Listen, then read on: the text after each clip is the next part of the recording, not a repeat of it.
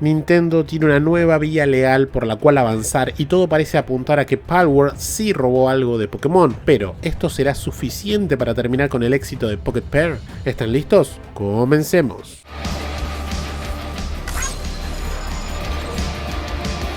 Todos sabemos del éxito de Palworld, de hecho ya estoy cansado de repetir Palworld mientras grabo esto, pero hay un aspecto legal en todo este tema que es más que interesante. ¿Por qué Nintendo todavía no le cortó las piernas a Palworld? ¿Por qué no hizo nada? Bueno, en realidad sí hizo, y lo hizo muy rápido, que fue reclamar los derechos de autor por el mod que había liberado hace unos días, donde literalmente éramos Ash y estaban los Pokémon ahí esclavizados. El usuario que compartió el video por primera vez en X y se adjudicó el mod, anunció al siguiente día lo siguiente: Nintendo ha venido por mí, por favor déjenme en sus pensamientos y oraciones, dejándonos bien en claro que el proyecto había terminado, como era de esperarse. En este caso estamos todos de acuerdo a que era demasiado, ¿no? Y sabíamos que esto no iba a durar ni 24 horas. La cuestión es que quiero que analicemos ligeramente y muy a grandes rasgos qué es lo que podemos ver que se asemeje a Pokémon con Palworld. Porque básicamente no soy abogado ni nada de eso, pero sí tenemos que analizarlo. Podemos comenzar con una simple comparación que los diferencia y que los asemeja. Palworld es un juego de supervivencia que incluye armas y construcción con un sistema de automatización que claramente no vemos ni de cerca en Pokémon. Lo único que tienen en común es la manera de capturar a los Pals,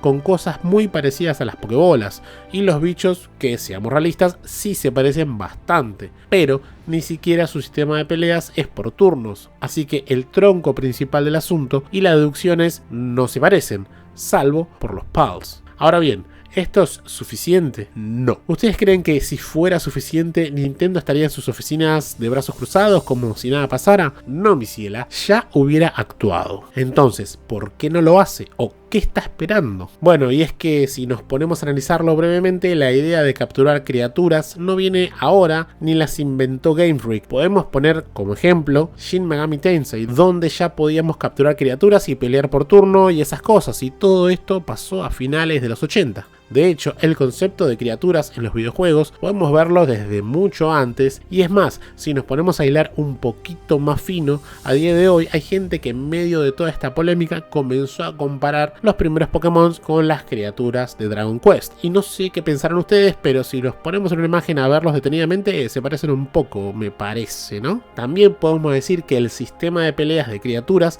lo utilizan muchísimos juegos, demostrando que ya se hizo y se seguirá haciendo juegos en base a ideas nuevas y geniales, como también juegos muy inspirados en otros. Nada se puede hacer en estos casos. Con esto no quiero decir que Pokémon haya robado ni que no tenga derechos a reclamar si así lo quisiera. Con esto podemos ver que el concepto o una idea no puede tener un solo dueño, nadie puede reclamar los derechos por eso. Entonces, ¿qué es lo que se espera demostrar? Por un lado, podríamos pensar que tal vez Nintendo podría alegar un daño sobre la licencia de Pokémon al ver criaturas de Palworld armadas y disparando por todos lados, pero esta idea se desvanece cuando vemos que en ningún momento Palworld es vendido de esa manera. Es la comunidad.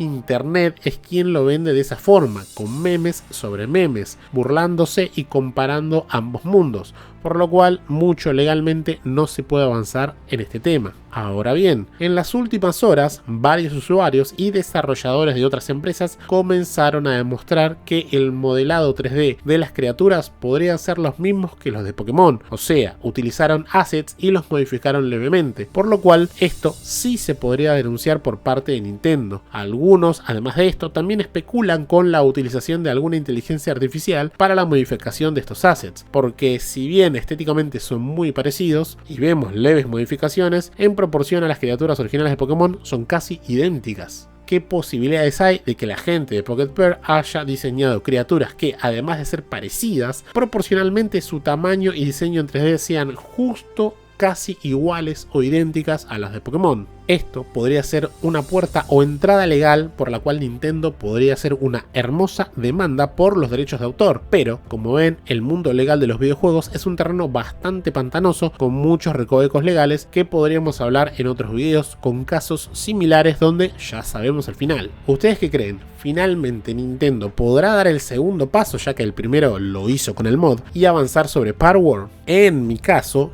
yo no defiendo a nadie, pero vean esto, les dejo un adelanto de del próximo juego de Pocket Pair llamado Nevergrave, The Witch and the Curse, para que más o menos vayan viendo la tendencia del estudio. ¿Les resulta este juego algo familiar a otra cosa que hayan visto en los últimos años? En todo caso, esto todavía no terminó y mientras tanto, Palworld sigue vendiendo y vendiendo millones de copias, logrando la tremenda cantidad de 8 millones en 6 días. Impresionante. Así que ya saben, dejen en comentarios qué les parece este caso. Es muy interesante para analizar fuera de las opiniones personales o éticas y morales sobre los recursos de cada estudio o la manera de actuar legalmente de cada uno de ellos. Así que los leo acá abajo, denle like, compartan y sigamos debatiendo esto que se escribe todos los días.